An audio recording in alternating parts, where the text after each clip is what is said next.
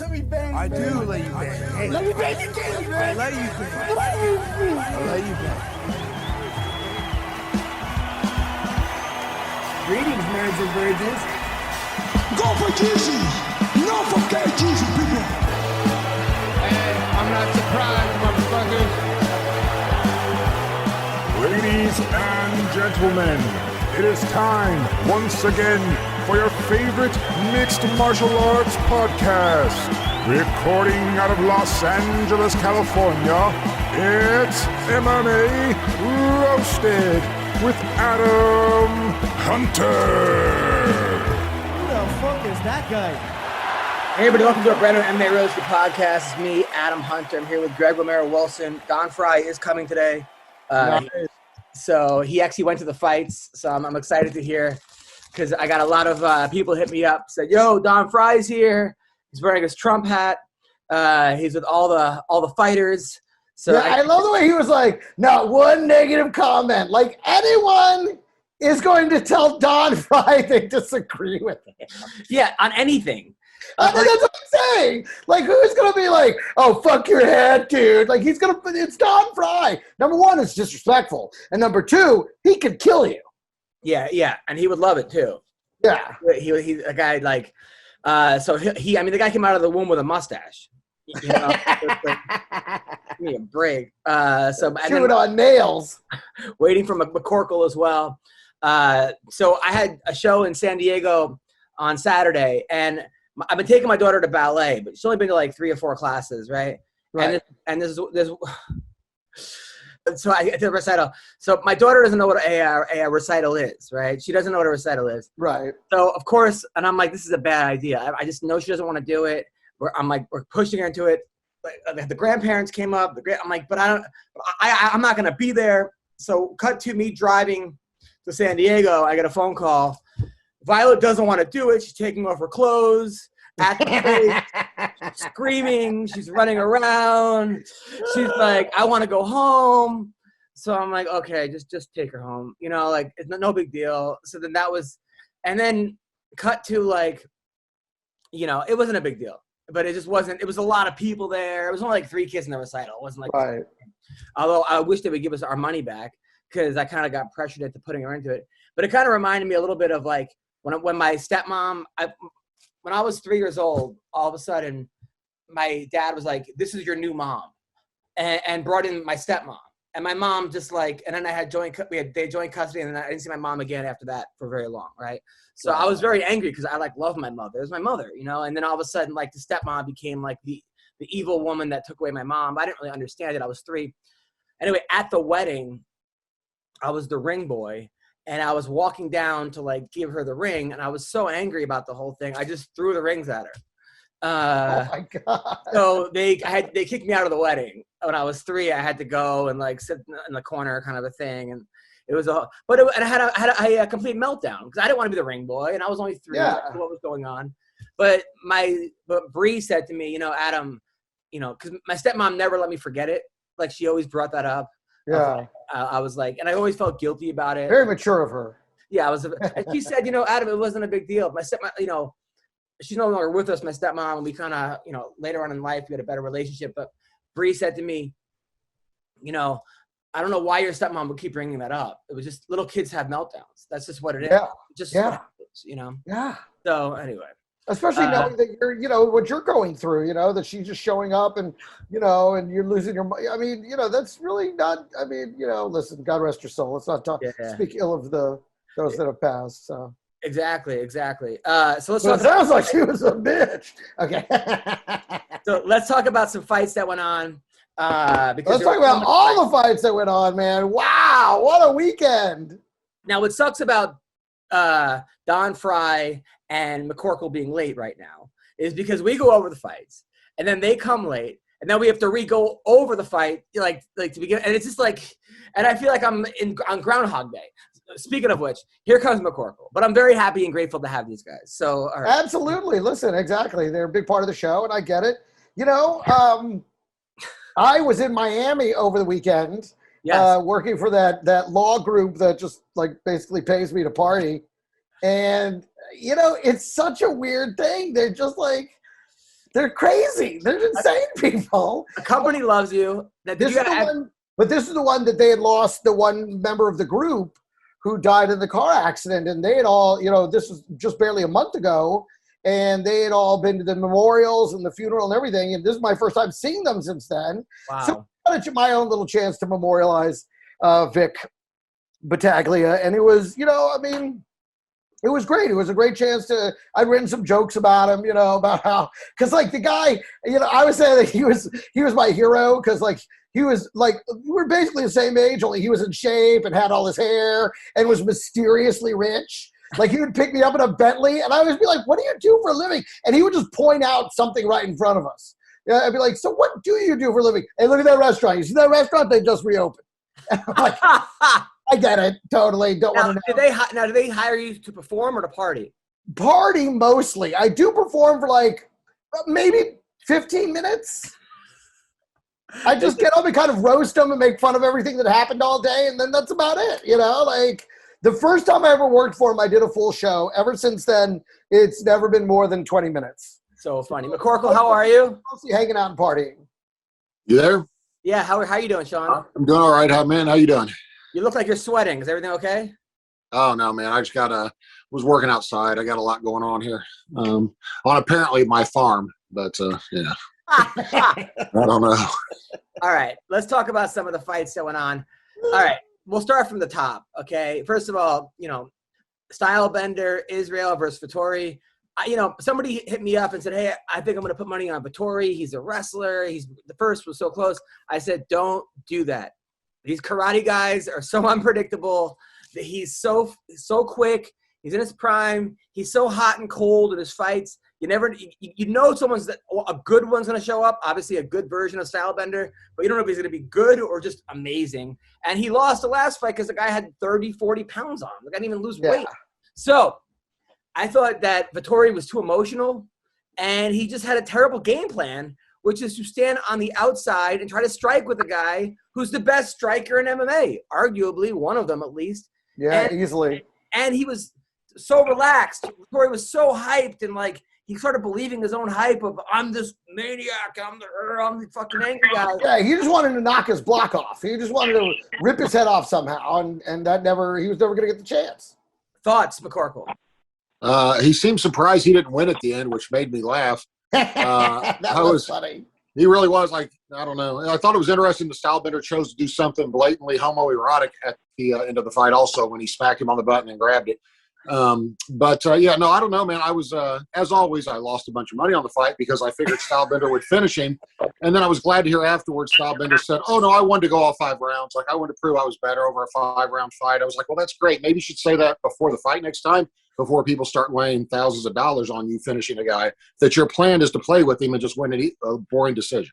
So, Don Frye, you were there. The same thing a bunch of times. John Jones always did that. Don Frye, you were there. What did you think of the fight? I was so disappointed in that damn fight. The whole card stunk. I tell you, I was fighting to stay awake. That was the hardest fight. It was just a miserable. It looked good on paper, but it was just everything was a shit fight. Now, did you think that Vittori got too emotional, was trying too hard, didn't really stick to a really good game plan, and also just stood on the outside and traded punches with a guy who's obviously a better striker? Well, whoever the fuck came up with the game plan should be fired. He's a complete idiot because, he fought the same fight he fought last time where he lost.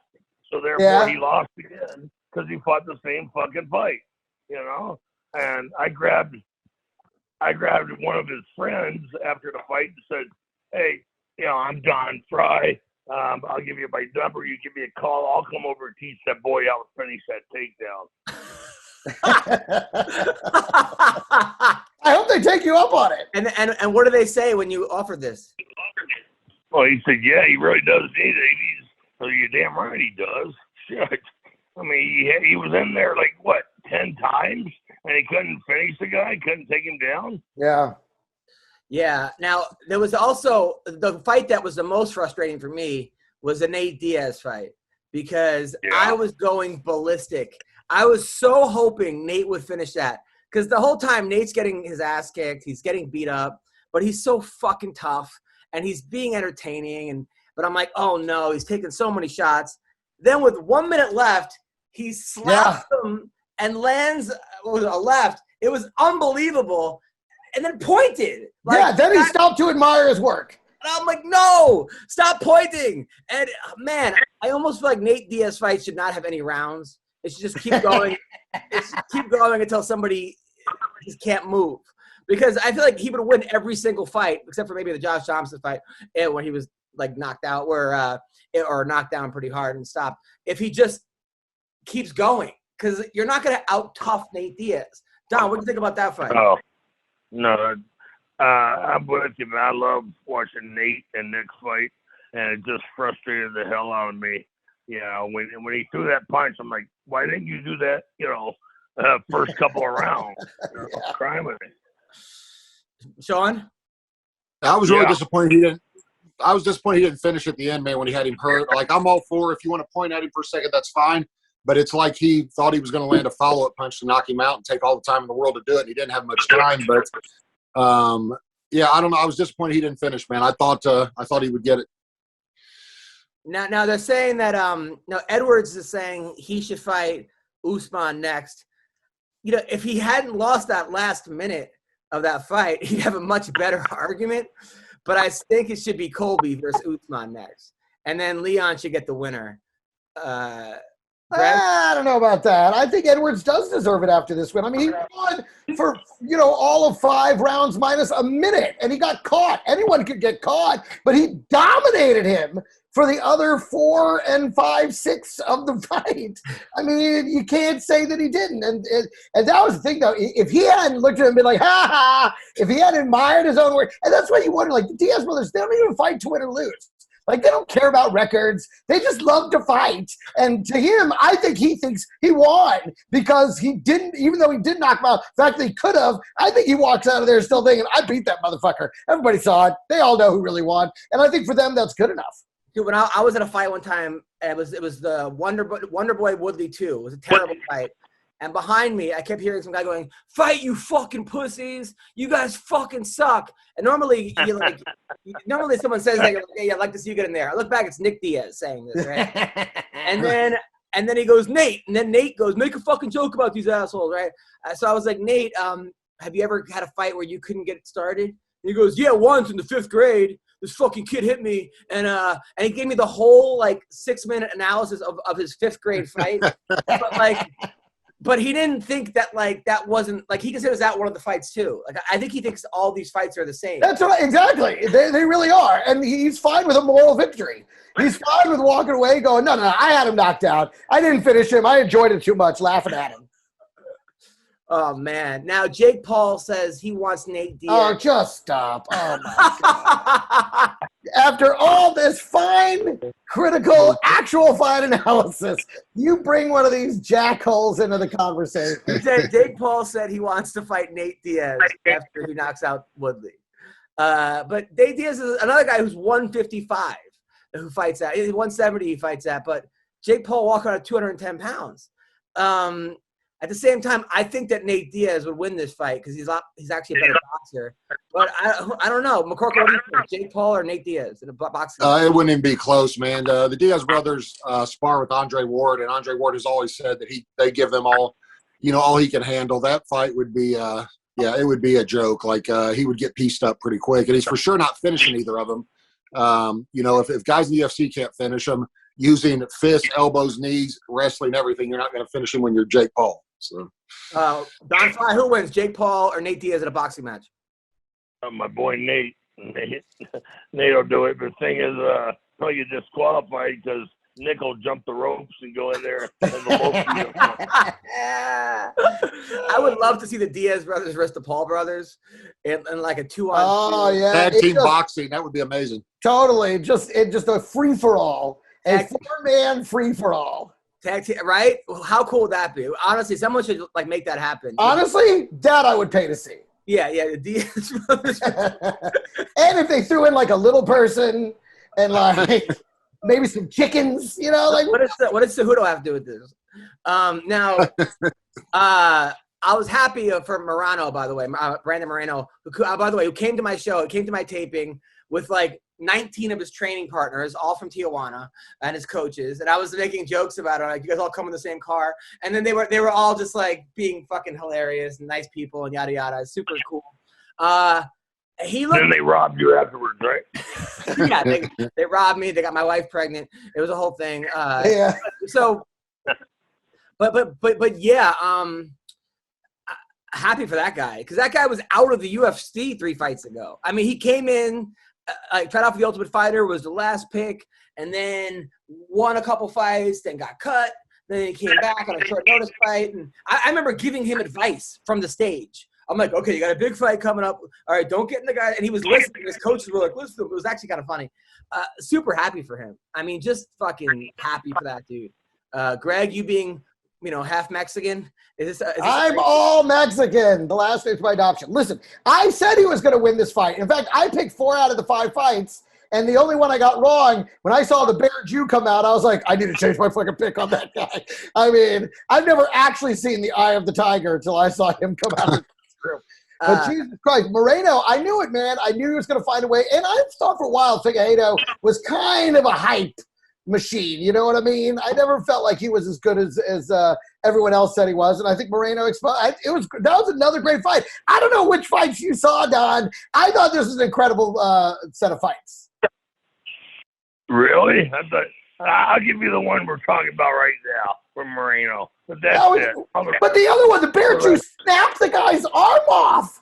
And then they made him fucking wiggle it around while they raised the other guy's hand. I mean, come on, that was crazy. That was the craziest thing I've ever seen, because it'd be one thing if that happened by accident, but he set that submission up.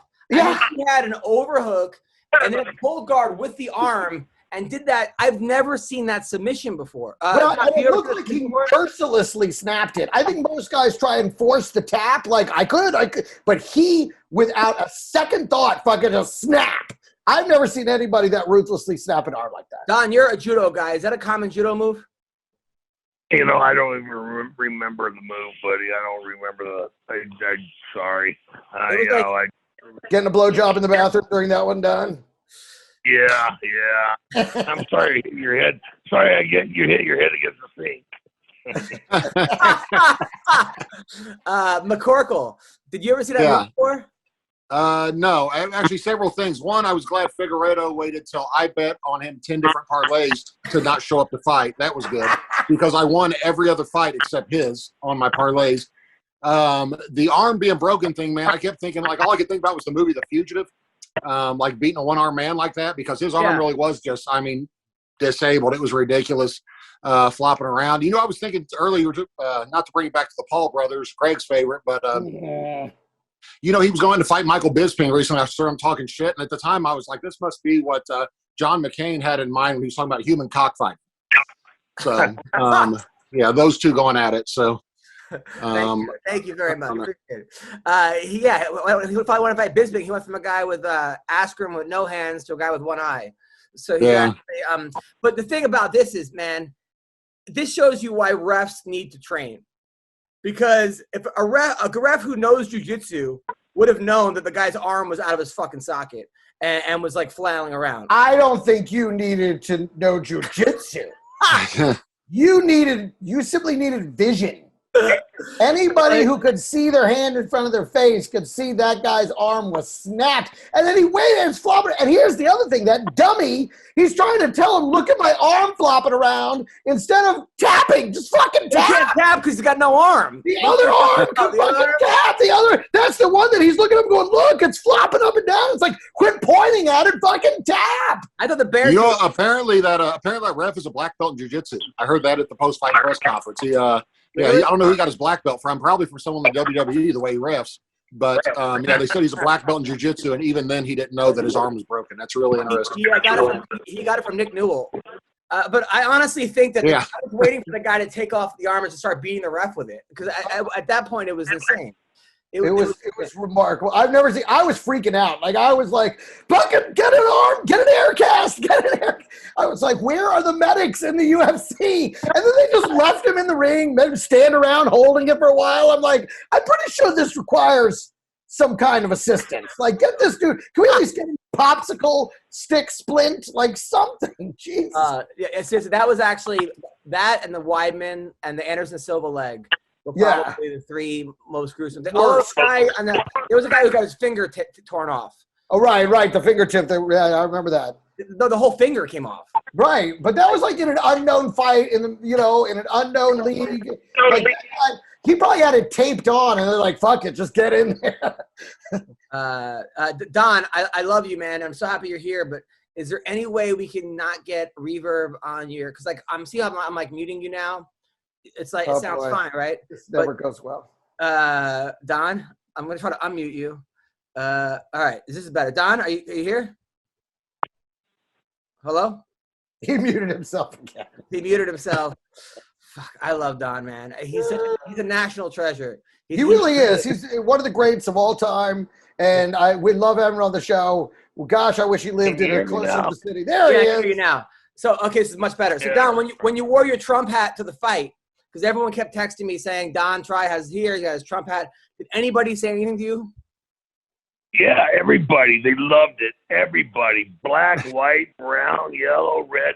Everybody loved it, man. And they were doing awesome, And I said right there, it tells you, that the fucking election was stolen, I mean, just scared. Everybody loved it. Now, who did you go to the fights with? Tony Martinez. He's my camera guy and editor on the podcast. Got it. Did you say hi to Dana and all the fighters? No, I never got close enough to Dana to say hi. I said hi to Casey. I talked with him and his dad about getting him on the podcast. So that's a go. A couple other guys. They're interested. Were any females flirting with you, or any female fighters come up to you and be like, "Oh, I want crush on you"? No, because I wasn't out there farting around, running around. I was just sitting in my chair, and behaving myself, trying to watch the fights and act professional. Oh wow! All right, good. Look at you.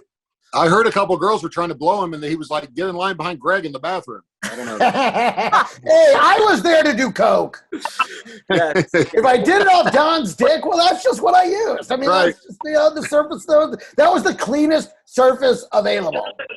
So a fight that was very close was Lauren Murphy versus Joanne Calderwood. That fight, Lauren Murphy, I always talk about this girl and how impressed by her as a person, as a friend. She came from fucking nothing. I mean, had no athletic background and was on heroin, and father died as a pilot, and just kind of lost all her money. And then now look at how great she's doing. She's also fucking jacked. I mean, she looked just physically I remember one time I hooked up with a girl who was a fighter, Greg, and the girl was giving me a BJ, and her arms were so ripped that I was like admiring her arms. Like, I'm like, wow, damn, I wish I had arms like that. Like, I'm like, this is how it would look. So you're a little gay. You're a little gay. You're a little gay. That's what you I was like, this is how. Totally gay, but I mean, you're a little gay. I go, this is how it would look if I jerked off and I had arms like this. No, it was like, no, because they had like extra grip strength. And then when the girl. And then when she whipped her dick out, I was like, that's a nice big dick. I mean, I wish I had a dick. I wish I had a dick that big. I may be a little gay, but you're the one who said you'd sleep with Caitlyn Jenner. Yeah. She's hot. That's Olympian ass. I heard when that was going on, Adam was like, man, this must be how Rogan feels with Schaub, minus the muscular arms. That's one.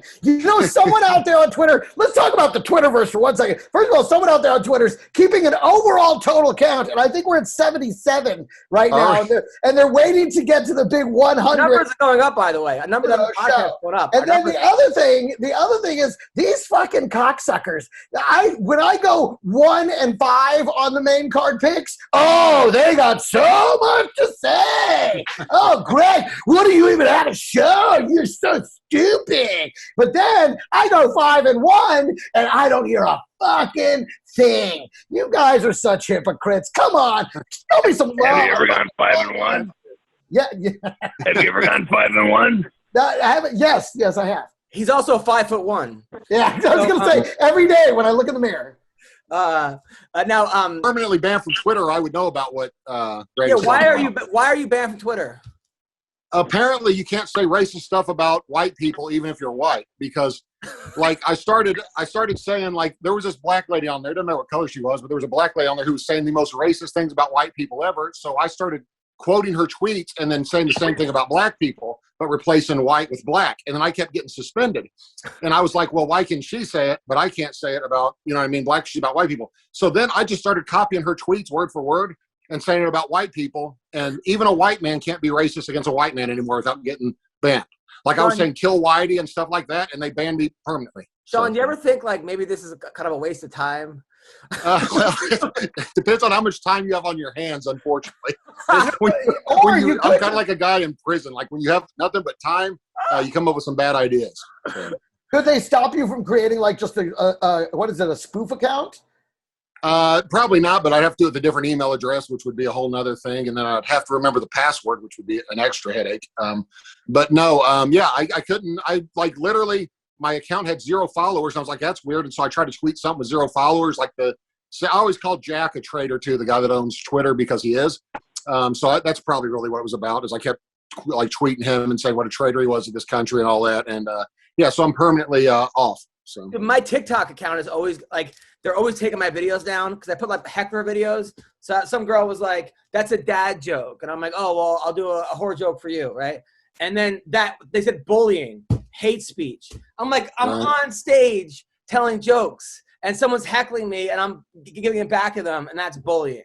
I'm like, man, we really gotta start defining what fucking bullying is. And it seems like they really are going out of their way to, because I'm hearing this a lot from other comedians, and it seems like they're going out of their way to censor comedians right now. Well, I'm like, the one thing, this is a comedy show.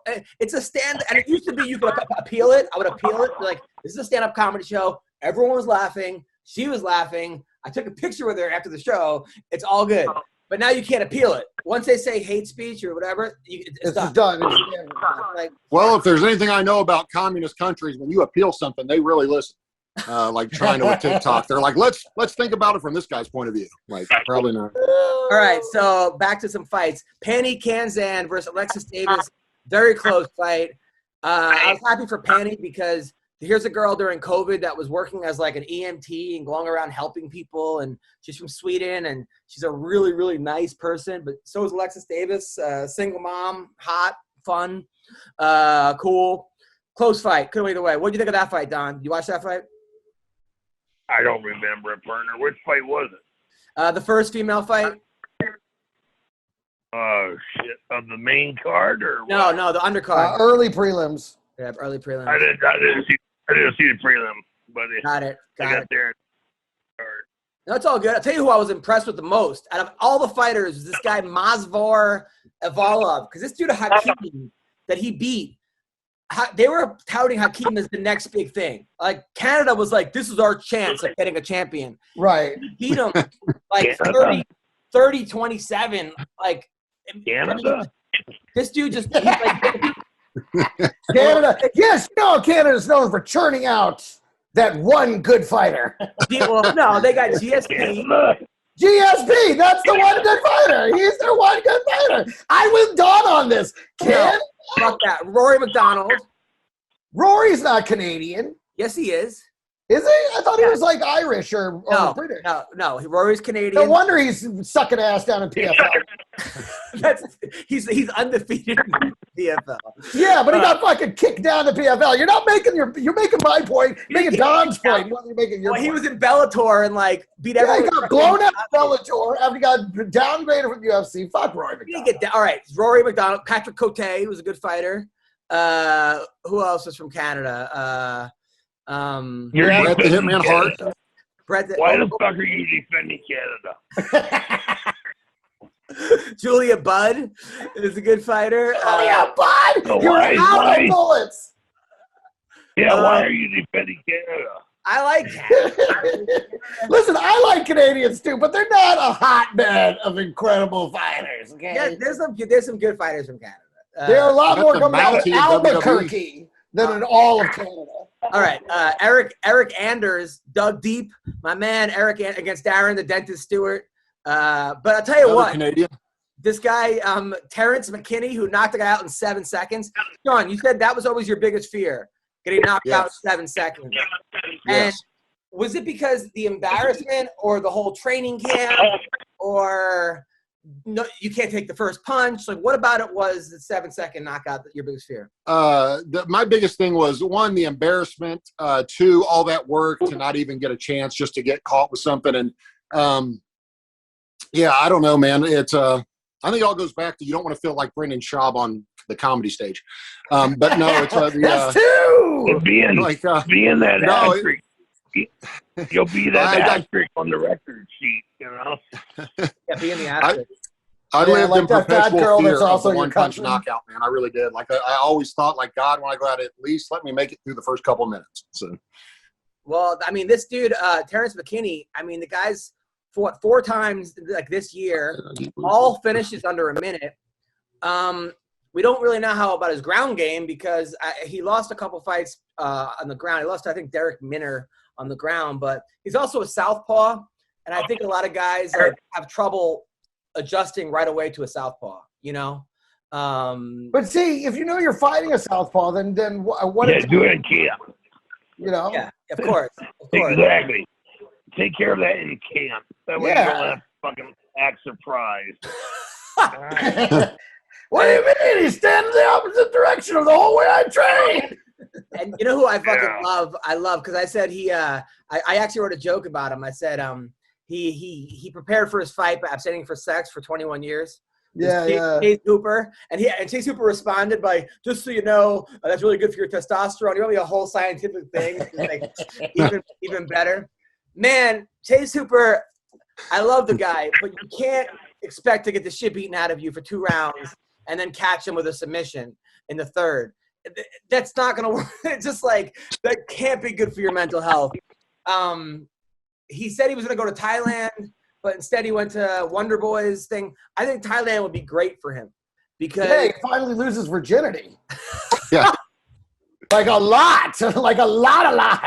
He's gonna come back a black belt for sure in fucking. I think I'm pretty sure he's getting married. But not if he goes to Thailand. Man, it just, that's the problem. It seems like with some of these kids, they get so good at jiu-jitsu, and they're like, they don't even want to be fighters, it seems like, in the beginning. And then they hit like 2021, like, I can do this. But then they have so much to catch up. And it's just, it's hard. It's especially for that kid. Right, Don? For the fat kid? Is always no, for that kid. I heard fat kid too, though, Don. Thank you. Yeah, for a fat kid too, though. There's 3 talking about Schaub. Boom, boom. All right. Okay, you gotta learn them all. You can't pick one style anymore. It's not worth. It doesn't work. And the thing is, I think jiu-jitsu is an efficient fighting style as much as Taekwondo. So, it puts you way back there at the end of the line. Didn't you originally say, I think it was one time, didn't you say Kenpo was the one that you thought was the most dangerous? No, he said karate. He said karate's the dumbest, he said. Karate's the worst, he said. But now he's saying jiu-jitsu is not that great either. Really, Don? One time, Don, you said one of these was like, if you had to pick one that you thought was the most dangerous, and I swear I thought you said Kenpo, because it surprised the fuck out of me. It'll be Muay Thai. No, Muay Thai. Muay Thai. Muay Thai, yeah. Right. And Taekwondo is the least effective, and just like jiu-jitsu, it's more of a wait and catch style, or a point fight style, and it's not a true combat fighting style. It's a sport. It's not a fight. It's a sport. I'm going to disagree with that, because I think that a lot of guys went really far on jiu-jitsu. And yeah, they get far and then they hit the fucking wall because they get punched in the fucking face. I'm gonna refer to the legendary Don Frye. I hear you. I understand. I hear you. It just does seem like you're right. You do need all of them. You're absolutely right. But I don't know. Hey, can we throw a little love at this Brad Riddell guy? Because Drew Dober, every time he gets to the ring, the guy looks like a beast, a monster. And I'll tell you what Drew doesn't use enough is his kicks. He's got legs like fucking tree trunks, and he barely uses them. But that Brad Riddell guy was tough, and he beat him up pretty good. I mean, he won all 3 rounds to me very decisively. Yeah, he did that. He absolutely did. I mean, Drew Dober's he had a tough one. He fought Islam the last time. Now they're just giving him fucking killers. And it's hard to watch. Now, the Lamar Odom, Aaron Carter fight. Did you guys watch this? No. Thank you. Don and I proudly say no. I'll tell you what happened. So what happened was, because I sent you guys the link. So first of all, the whole event was hilarious. Because on the undercard, they had Wide Neck. You know who Wide Neck is? Yeah, he's a guy whose neck is like wider than most people's cars. He's a black gentleman who got arrested that has a really wide neck and his mugshot. So that he became known as Wide Neck. I saw that picture. So then he became famous. He's got like 1 million followers. He has a rap album. He's Wide Neck. What am I doing wrong, Lord? There's another guy named Long Neck who has like a long neck that sort of is in the same camp. So Wide Neck boxed on the undercard. He got the shit beaten out of him. The other guy took off his headgear and still beat him up. He didn't have very good head movement, as you would suggest. Couldn't really bob and weave, but he'll get him next time. But the thing about Wide Neck is, so that was the undercard. Then it was Tim Witherspoon, who's got to be 70 years old. I mean, I think his son is old. Jazz Witherspoon. Wait a minute. Wasn't he Venus Flytrap on WKRP in Cincinnati? Was that who we're talking about? That's way back. That's what I'm saying. The fuck is Tim Witherspoon? Witherspoon was a good boxer back like in the 80s. So he's like 63 years old. That was Venus Flytrap, I'll have you know. So Tim fought with his shirt on. Like, that's when you know a guy shouldn't be boxing, when they're wearing a T-shirt, like a chubby kid in the pool. Yeah. Right. So like I would. So then it was like Peter Guns versus someone else, and again, a Love and Hip Hop guy. But then for the thing, so Lamar Odom and Aaron Carter come. They go to touch gloves, but Lamar Odom's so tall that he like almost knocks him over when touching gloves because he misses the touch gloves because he just like they like. Oh my god! Then Aaron Carter comes out bombing on him. Like, he threw 5 punches in a row. You think he was stunned, McCorkle? Yeah, I think, well, first off, let me say, whenever I think of Chase Hooper, I think of testosterone. I want to say that earlier. Secondly, no, Aaron Carter, that was the only time I've ever seen, like, when you say a guy fights like a crackhead, it was a crackhead fighting like a crackhead. Like, he came out, dude, he came out swinging for the fences, and for a crackhead, he didn't look like boy band guy. He didn't look bad. Like, he landed 4 or 5 shots, and I think Lamar Odom was so shocked that he was getting hit. I don't know if he got hurt, but you could tell he couldn't believe, like, this kid is piecing me up. You know what I mean? Like, he didn't expect it. It just goes to show drugs are amazing, man, performance enhancing or otherwise. But cocaine, if they were anywhere near the same size, Aaron Carter would have won that fight. But then Lamar pushed him down, and then Lamar knocked him down with a jab. And then in the second round, Aaron started doing these like spinning techniques where he was doing like just kind of like ice skating moves of just spinning around. And then finally he got hit in the body and he just gave up. But Aaron Carter said he was a 6th-degree black belt in Muay Thai, as well as a 2nd-degree black belt in Jiu-Jitsu. But I guess they don't even have black belts in Muay Thai or any belt. So he's the guy's obviously a pretty big liar. Did anyone watch Bellator? You think so? That's weird. Most crackheads aren't liars. They're usually known for being honest. Yeah. Exactly. They listen when they say they're going to build you a deck. He also literally said that he beat Shaq. They're going to steal your bicycle. He said he beat Shaq one-on-one back in the day. I'm not kidding. And that he used to sell ecstasy in Miami. I think the guy's got some serious problems. I do believe that. I was going to say, at least one of those is true. And the other one occurred while he was on the first one.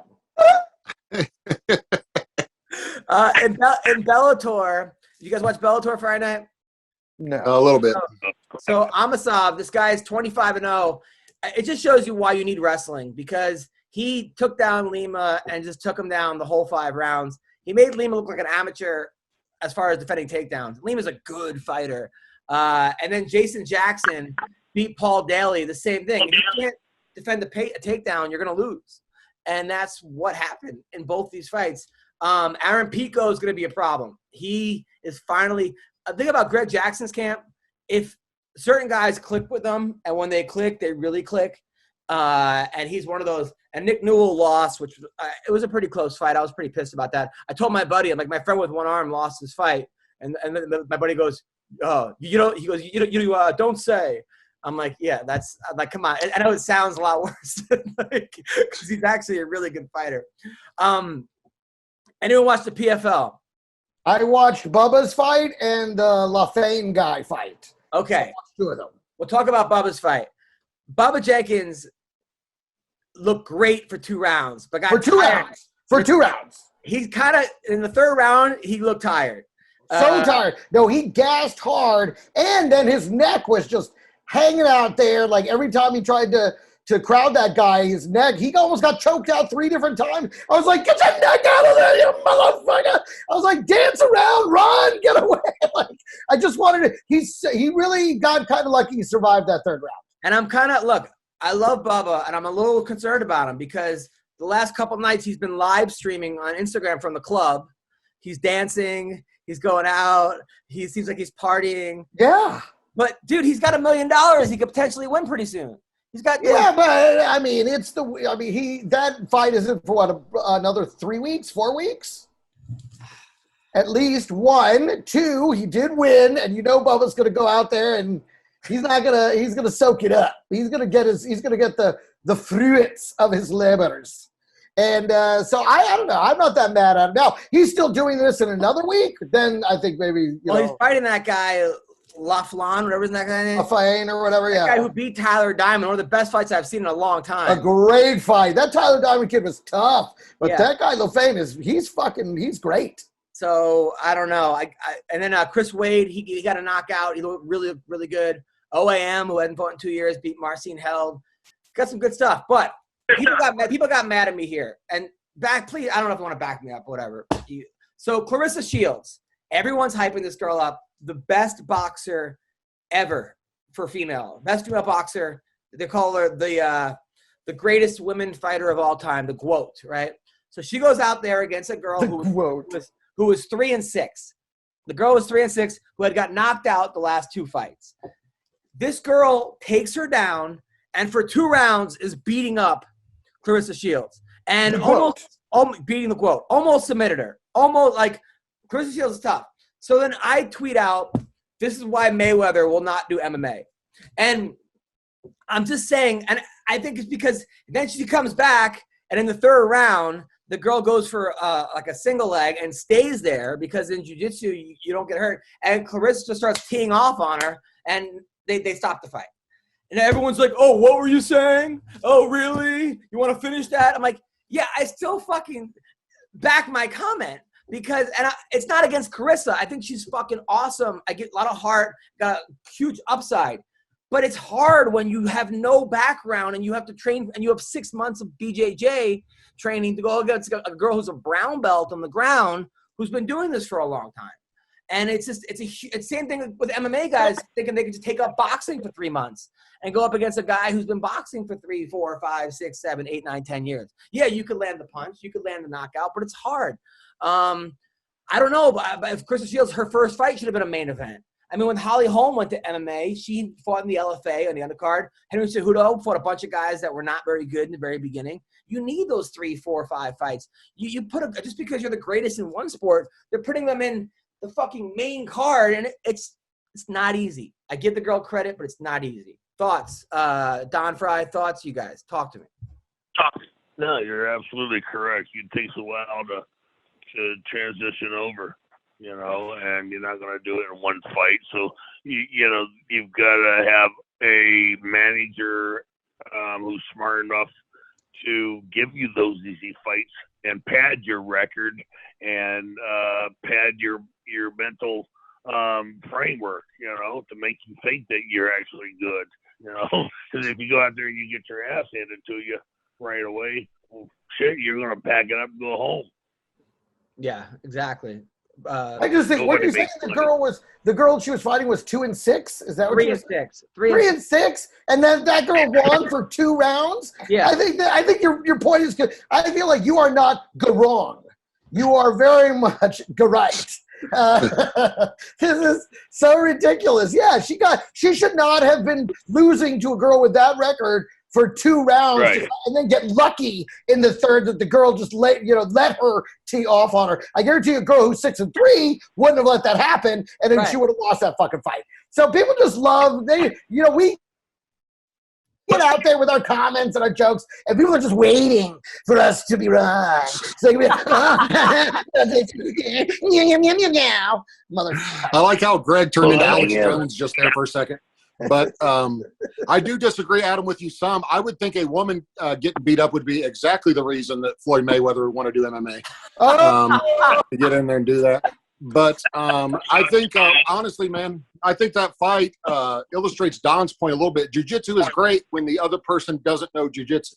Yeah. So, like Chase Hooper, no jiu-jitsu. Jiu-jitsu is awesome. If they know enough to defend jiu-jitsu, or I was never that great jiu-jitsu, but I was really hard to submit because I understood what they were doing.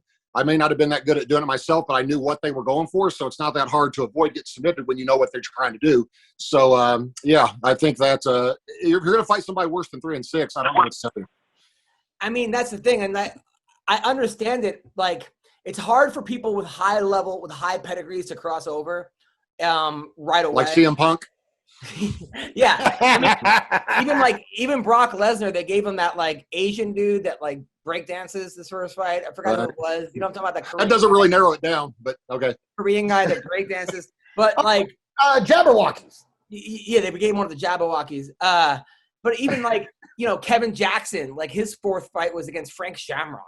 He was an Olympic gold medalist wrestler. But it's when you get a guy who's who you don't even have to be great when you're someone who has a specialist at one thing versus someone who's great at 4 things or good at 4 things. Normally the guy who's good at 4 things is going to win. And unless you're doing stuff that no one's seen before, like a Ryan Hall, who is just so hard to fight because he's going for those rolling leg locks. And you're just how do you find the guy that's going to do that in practice? You know what? No, and that's to that point. That is the one thing I really got to say about Bubba. When he was fighting in Bellator, he looked like a wrestler who still had so much to learn about standing and punching and everything else. Now he really does look a lot more like an MMA fighter. Well, Bubba's that guy also that you say don't touch the stove, he touches the stove. He's that guy that he's not going to click with a lot of coaches. But when he clicks with that one coach, it's he trusts Dewey Cooper. You could see that. I mean, he's been to 5 different camps before. Not that he's not uncoachable, but he's so good. But sometimes it takes away. He's so good at wrestling. It's but yeah, you're right. But I just think that Bubba, he's got to get his cardio up because I want to see him win the $1 million. Yeah, I really do want to see him win the $1 million. Yeah, he gassed hard. All right. So the fight's coming up. PFL this week. Rory McDonald versus Gleison Tebow. Who's got to be You mean one of the Canadian greats? The Canadian GOAT? The Canadian GOAT. Yes. Gleison Tebow versus Rory McDonald. Should be a good fight. I think Rory's going to go through everybody in this tournament. I don't see anyone beating Rory McDonald. Honestly. He's also at training over at Sanford MMA, and he seems like a different fighter. Even better than he was. He seemed like he was getting burned out for a while in the UFC. His heart wasn't into it. Then he went to Bellator, and he just, I don't know. I think that this is, he's fucking crazy, too. You ever see that guy? He's like a serial killer. He's just just has that. What is this? What was Rory McDonald? What were you saying? So there's certain organizations that can take your love of the sport, or love of anything and strip it from you and make you sick of it, to where you do need to step away from something. That if you go to a different organization, you may find that your desire to compete comes back, and same goes for comedy, Don. You have no idea, man. There's so much inner bullshit going on with stand-up comedy where certain management companies own certain clubs, and they produce certain specials. They put their same people on every time, and you keep going out for the same festivals, the same this, and you don't get it, and you don't know why. And you see other people that just keep getting booked. You're like, what the fuck? And the only thing I like about stand-up comedy, Greg, is stand-up comedy. Oh yeah, absolutely. And it's so funny you say that though, Don. I mean, I hope really people need to listen to that, because that's something we don't talk about a lot. But I mean, and you see it a lot in the NFL, where guys love football until they get in the pros and get on a team that treats them like shit, and then the league treats them like shit. And there's no other league for NFL players to go to. There's no other football league, so they either allow the league to fuck them or they don't. You know, and that's got to be harder. Yeah, I'm having trouble thinking of any comedian who's gotten opportunities he didn't deserve. But I also was interested to hear that I didn't know that Rory trained over at Sanford. I don't know if Grady and Lamont are still there, but it would be interesting to watch him train with those two legends of the sport. You know what the great thing about that place is? You walk in the doors and hear bam, bam, bam, up. I don't think any of our audience is going to know what you guys are talking about, but I fucking like that even better. We're digging way deep. We're going way back. Greg's the one who started with the taxi. WKRP.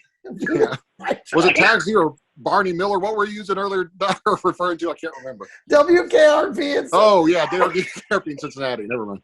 You mean they don't remember the great Lonnie Anderson? She was hot. Oh man. Jeez, Lonnie was smoking. Yeah. I think she was the first one that had a lot of major work done to her, you know? Oh, some good work. Do you guys remember a movie called Stroker Ace? It was like the original NASCAR movie with Burt Reynolds. Yeah. Dude, that was a fucking funny-ass movie from, I think, the very late 70s or early 80s. Go back and watch that. Burt Reynolds classic, Stroker Ace. All right. Lonnie Anderson looking super fine. So, okay. We're very contemporary with this episode. Listen, I don't care. You know what? Fuck Twitter. Okay? I grew up with a tube television. All right. Also on the card, my man Chris Camozzi, who I love that dude. He's a guy that when he got cut from the UFC, he said he wanted to join that like 5-on-5 fight league. Remember they were doing that for a while? It was like 5-on-5 just fighting. It was like UFC versus Russia, right? It was in Russia. So he wanted to get 5 guys to just go and like join that organization. I can't think of a worse. I mean, imagine like what if all your guys lose and then you have 5 guys just beating you up? I mean, that just sounds like a terrible. By the way, and then Shoeface is fighting Vinny Magalhaes this week. Finally. Shoeface. I was wondering after we had Wide Neck. I was like, "What's Shoeface? Where's Shoeface got going on?" This is really MMA's come a long way, not in a good way, but a long way. Dude, my phone. My friend saw my phone. It was like text message from Mayhem Miller, Mayhem, Uncle Creepy, Tall Steve, Toothless Tom. They're like, what fucking weird my like I run a shelter on the weekend. And then Tom Lawler's fighting Jordan Young. That should be a good fight this week. And Curtis Millender. Curtis Millender might have the worst luck in the history of MMA. He goes into PFL. His first fight's against Rory McDonald. His next fight is against Magomed Karimov, who hasn't lost since 2015. You mean he had to go up against the Canadian Goat? Yes. Followed by the discount Kabir. That's crazy. Magomed Karimov, yes. Also this week in Triller news, oh my God. Vittori Belfort is fighting a guy who goes by the real Tarzan. Have you seen this guy? I've only seen the fake Tarzan. I was going to say no. I remember because he stormed the Capitol. So if you look up the real Tarzan, he's a black guy that like loves animals, but he makes YouTube videos, him and all these exotic animals. But I guess Carol Baskin hates him. Him and Carol Baskin have a big feud. And then didn't he fight in Bloodsport? The guy you're talking about? So he's boxing the real Tarzan this week. Don, who do you think's winning? I don't know. That's exactly how you say that. Yeah. I am eating my fingernails in anticipation. Yeah, and also, does the real Tarzan get to bring a panther, or is it just him in a loincloth? If you think about it, it's the real Tarzan versus the very enhanced Vittori. So it's like it's the fake Vittori versus the real Tarzan. So hey, Vittori's son has a scholarship to University of Alabama for football in the 9th grade. He's a quarterback. He's like 9 times the size of every other kid. He's in the 9th grade, and he got a scholarship to Alabama. They weren't waiting to see how he develops. They're like, he's ready, huh? Is that legal? Can they give 9th graders scholarships now in football? I think they can, but I also think they can revoke it too. So yeah, I think you have to be of age, a certain age to sign, because I know they recruit 7th graders in basketball sometimes. It's crazy, man. Like what?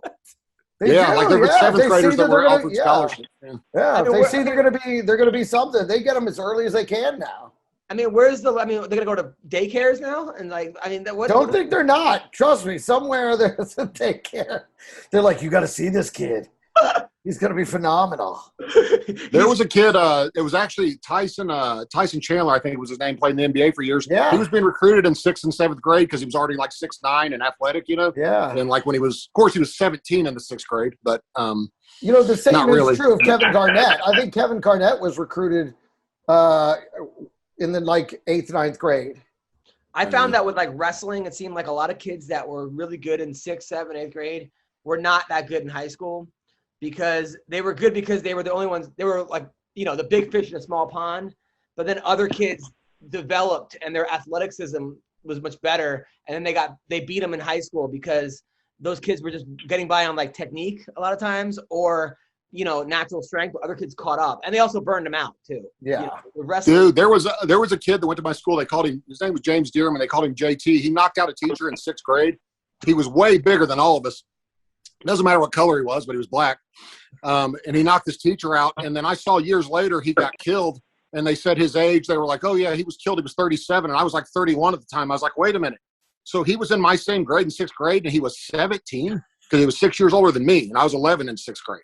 Yeah. So some people call that retarded, but he was no wonder he was so much bigger than everybody. He was 17 in 6th grade. We had a couple kids in my high school that were not allowed to compete because they were 20. Yeah, I'm glad somebody made a rule. You can't just stay in high school and just keep winning. I mean, that's bullshit, man.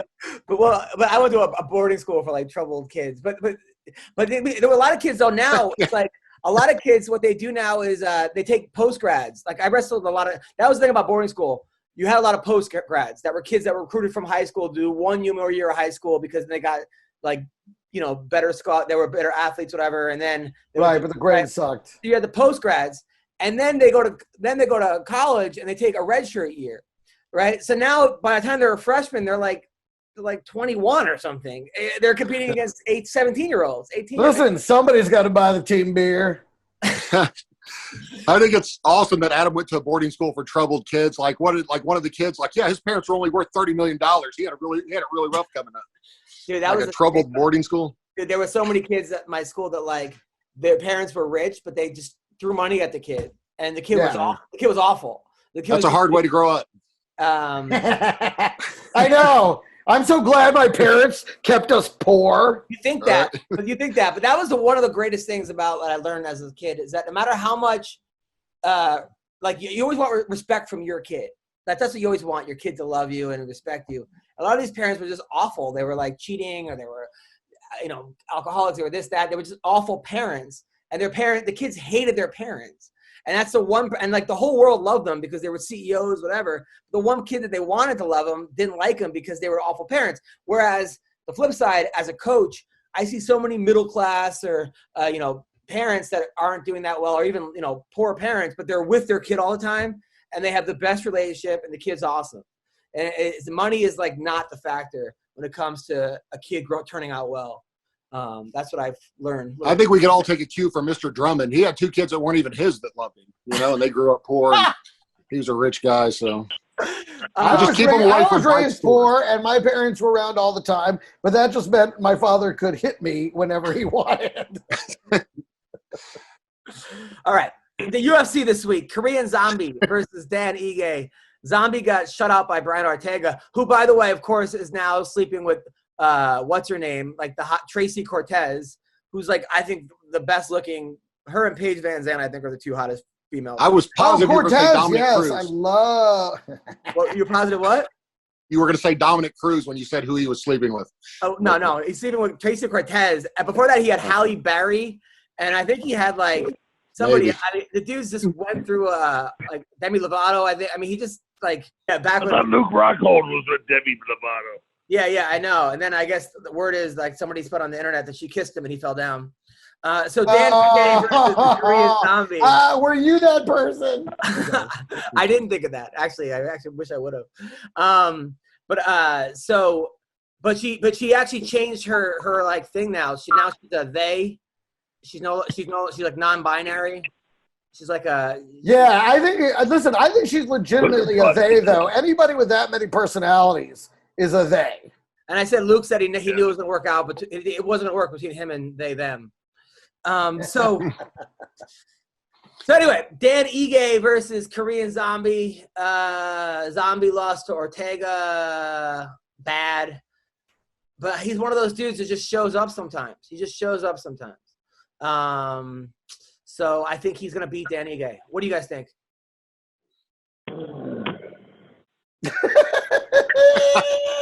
That's how I feel about the fight. Alexei Olnik. Listen, I'll tell you this. Korean Zombie is one of those guys that I always think is going to be great, and then he loses. And then Dan Ige is a guy that I think he's on the come up. He's a guy who looks pretty fucking good. I would go with Ige. All right, I take it back. Ige's going to win. All right, Alexei Olnik versus Spivak, who's from Moldova. They call him the polar bear. Alexei Olnik is 43 years old. Yeah. The guy fights every week. But he looks like he's 60. He looks that's what. It looks like he walks back to the locker room, turns around, and then walks back. You know, like he's just so. He looks like he went to school with me in 6th grade. Yeah, he looks like somebody's dad. Like they grew up without a dad, but don't fuck with their granddad. If he shows up in school, you're in trouble. I think Spivak's gonna win. Davey Grant, who's like a DJ. He's fighting Marlon Vera, who's coming off a loss to Aldo. Davey Grant's a good fighter though too. Matt Brown, DJ, well, he's ripe for a Modelo commercial then. These guys, have they run out of heroes so fast?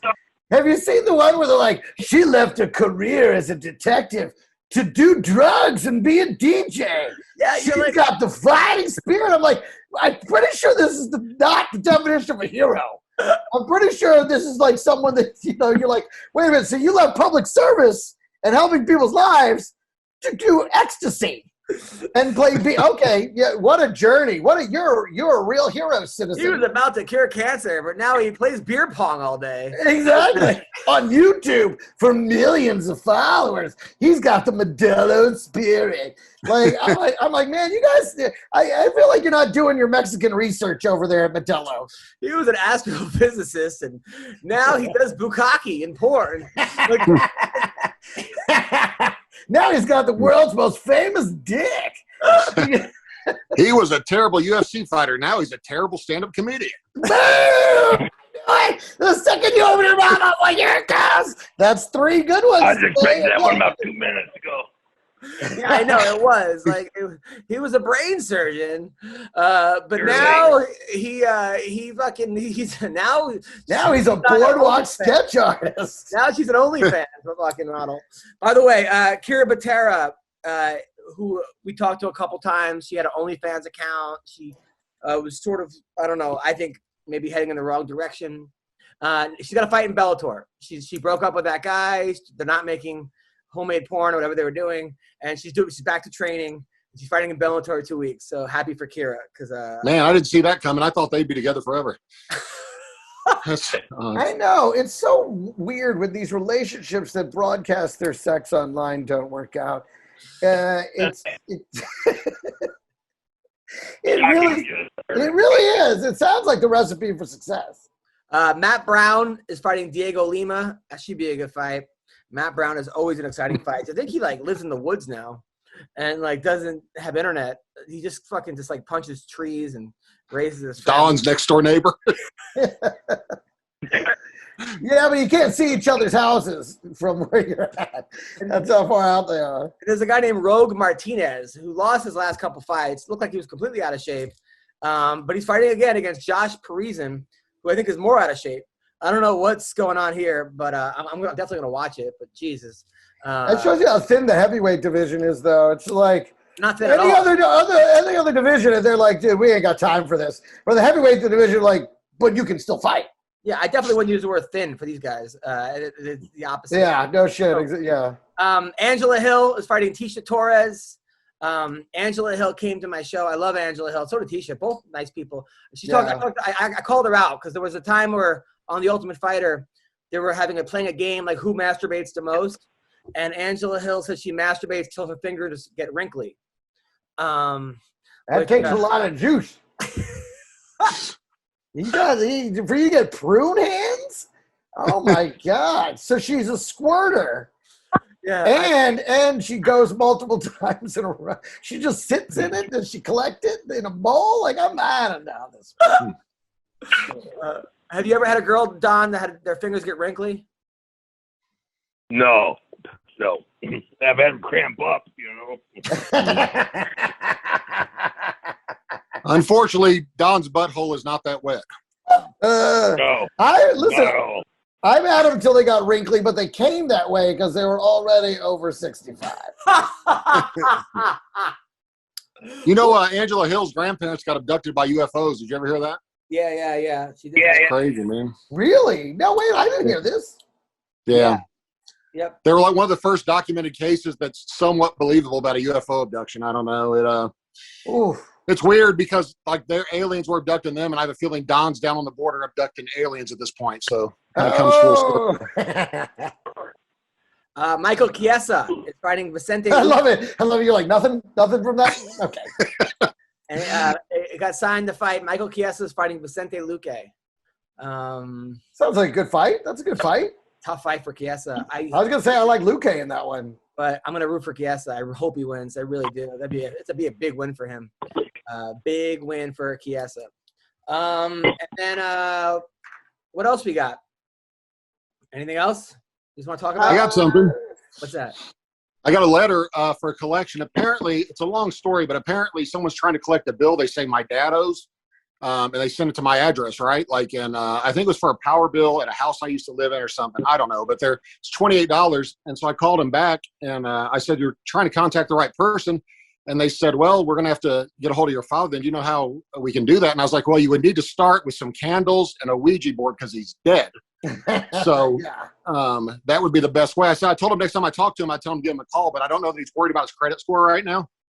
So them idiots had the balls after telling that to call my mom's house and ask if my dad was dead. Oh my God. So I got to call them after I get off this podcast. I may record it.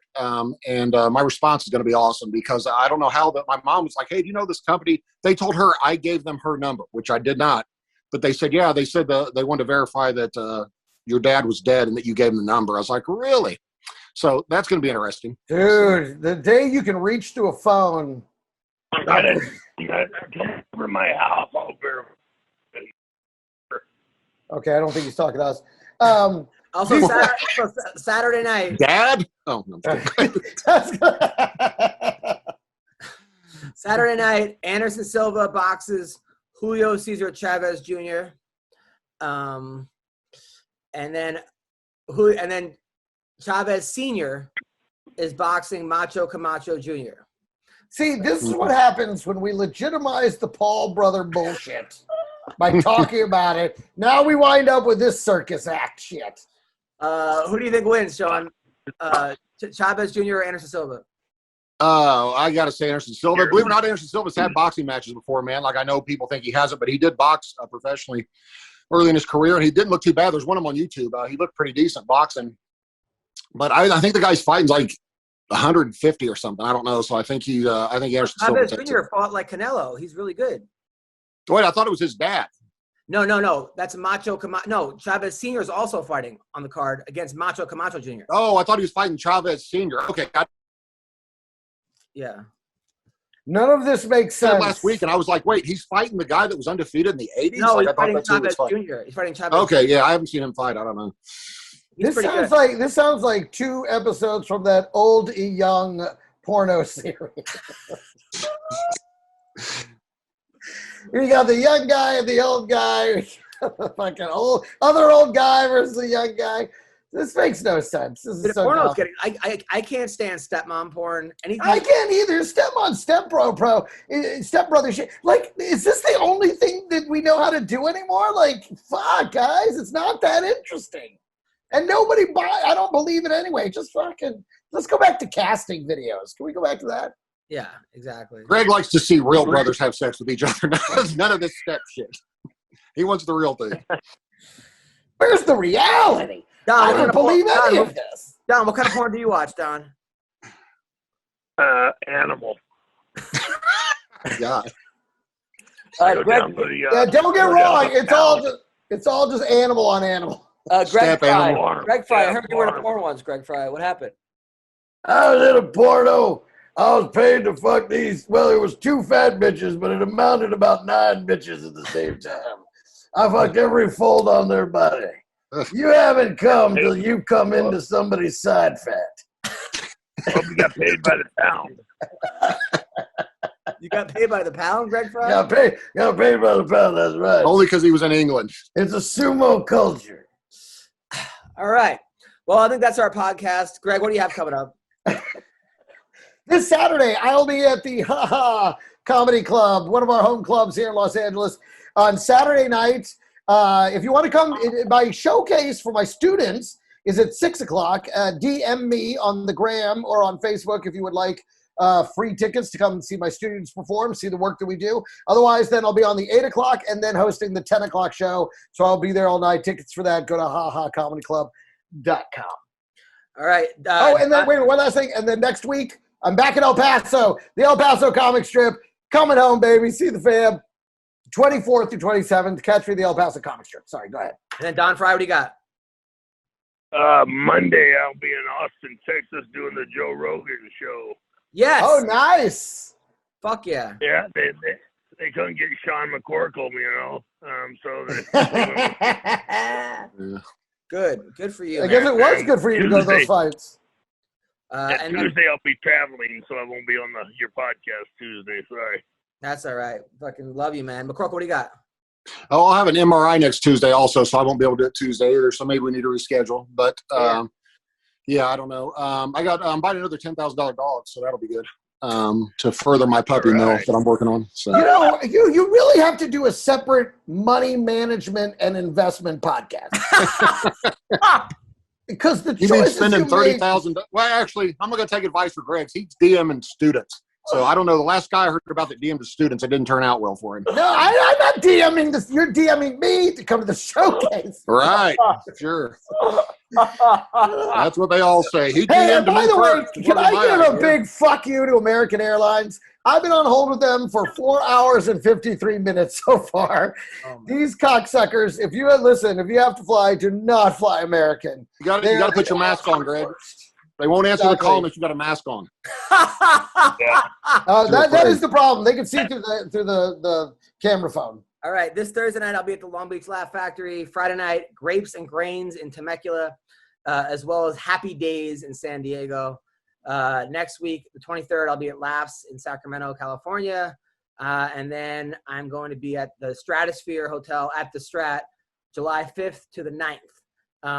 In Las Vegas, and then the Laugh Factory Reno, July 22nd to the 25th. And then in Colorado at Laugh Lines Comedy Club in Colorado Springs on July 30th. Thank you guys so much. Love you guys. Take care. See you, man. Fuck American Airlines.